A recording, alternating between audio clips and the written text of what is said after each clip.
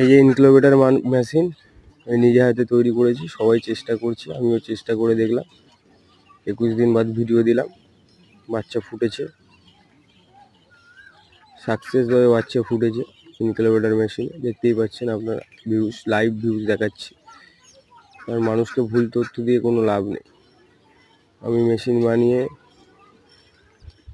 Ready করে তারপরে মানুষের কাছে ভিডিও নিয়ে এসেছি। এই যে কারো ইনকিউবেটর মেশিন লাগলে বলবে, বানিয়ে দেওয়া যাবে। এ গ্রেড বাচ্চা,